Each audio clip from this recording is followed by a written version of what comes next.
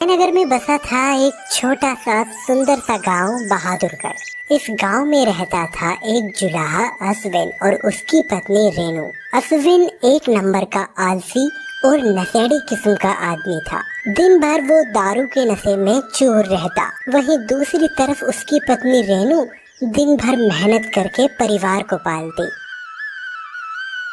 अजी सुनते हो, जरा उस तरफ जाके बैठे, देख रहे हो झाड़ू लगा रही हो। अरे झाड़ू लगा रही हो तो मैं क्या करूं? मैं जहाँ पे बैठा हूँ वहीं पे बैठा रहूंगा। जा यहाँ से, मेरा सर मत खा। हाँ हाँ, यही तो सब मुझे ही करना पड़ेगा। घर के काम मैं करूँ, काम करके घर भी मैं चलाऊं, और तुम ये सब करके पड़े रहो। अगर हाथ की कारीगरी मैंने पिताजी के हाथ से ना सीखी होती तो ना जाने क्या होता। हाँ हाँ, बुनना सीख के तो तू मुझे खिला रही है ना।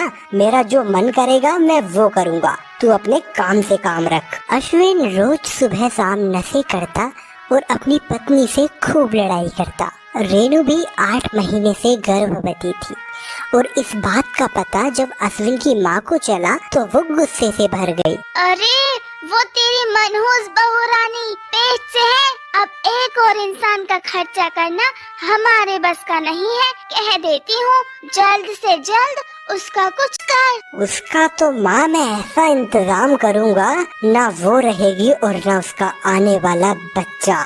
तो बस देखते जा। अगले दिन अश्विन दारू के नशे में आता है और रेनू के पेट पर एक डंडे से प्रहार करता है।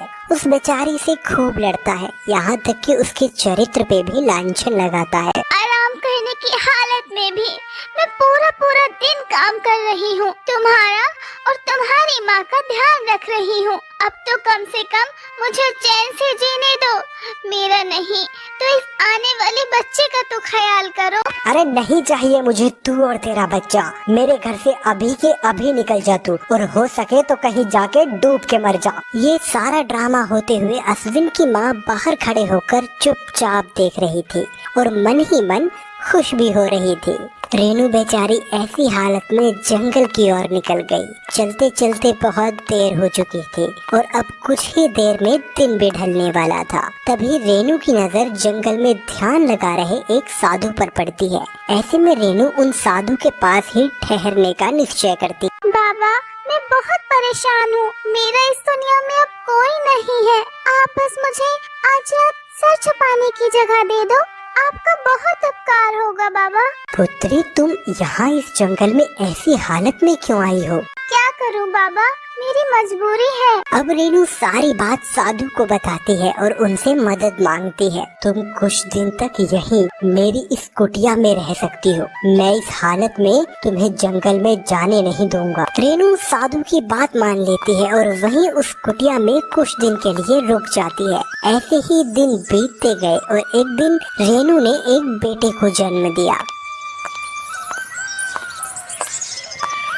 देखिए ना बाबा, अभी से कितना शैतान है ये, बहुत परेशान करता है। नटखट है, एकदम कृष्ण कन्हैया की तरह। बाबा, इसके नाम के बारे में भी तो कुछ सोचिए। मैं इसे क्या नाम दूं? कृष्णा, इसका नाम कृष्णा होगा। उन्हीं का अंश झलकता है इसमें। धीरे धीरे कृष्णा बड़ा हो गया और उसकी शिक्षा दीक्षा जंगल में ही साधु ने करनी शुरू कर दी। समय के साथ साथ साधु बाबा भी बूढ़े हो चले थे और अब उन्हें रेनू और कृष्ण की चिंता सताने लगी थी।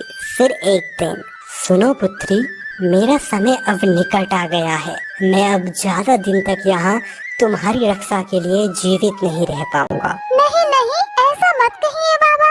आपने मेरी इतनी मदद की है, मैं तो चाहती हूँ मेरी उम्र भी आपको लग जाए। नहीं पुत्री, अब तुम मेरी बात ध्यान से सुनो। अपनी वर्षों की तपस्या से प्राप्त की गई मेरी सारी सिद्धियाँ मैंने इन बाणों में डाल दी हैं। ये तुम्हें कठिन समय आने पर जरूर बचाएंगे। ध्यान रखना, इन बाणों में एक बाण अद्भुत रूप से चमत्कारी है।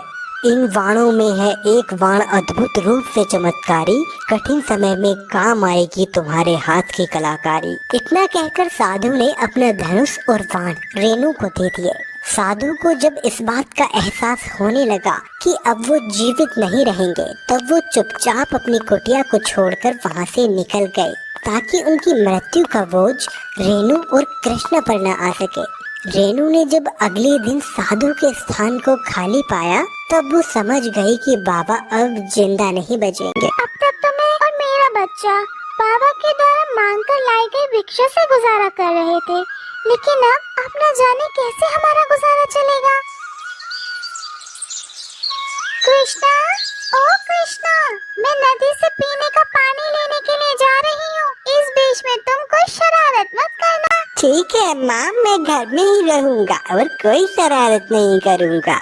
रेनू पानी लेने के लिए नदी की तरफ निकल जाती है और इधर कृष्णा की नजर साधु के उस धनुष बाण पर पड़ती है। वह उन्हें एक खिलौना समझकर खेलने के लिए निकल जाता है। खेल खेल में कृष्णा के हाथ वो ही बाण आ जाता है जिसे साधु ने एक अद्भुत बाण कहा था। कृष्णा उस बाण को एक झाड़ी की तरफ छोड़ता है और वो बाण जाकर एक गाय को लगता है, जिससे वो गाय बहुत बुरी तरह से जख्मी हो जाती है।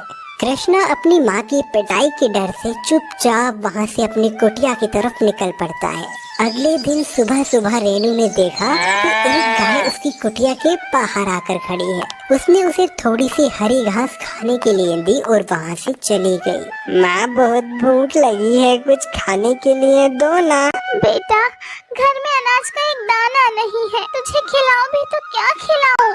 दरअसल साधु के दिए चमत्कारी बाण लगने के कारण वो गाय एक चमत्कारी गाय बन चुकी थी।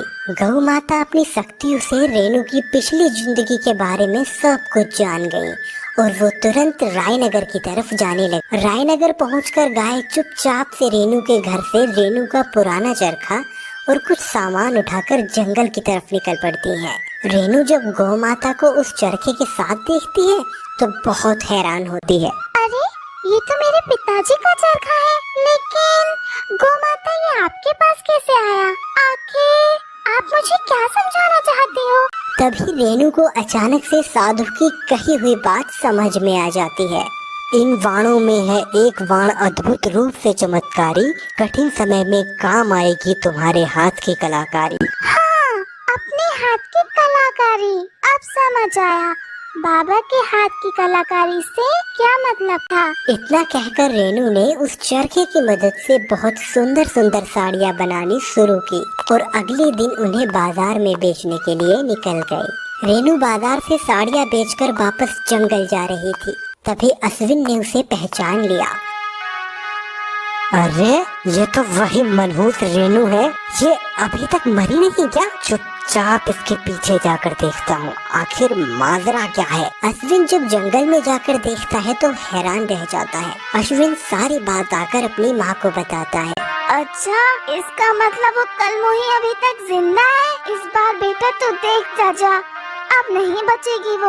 अब आगे अश्विन और अश्विन की माँ रेनू और उसके बेटे के साथ क्या करेंगे वो हम देखेंगे पार्ट 2 में। अगर आप चाहते हो इस वीडियो का पार्ट 2 तो आप कमेंट करिए पार्ट 2।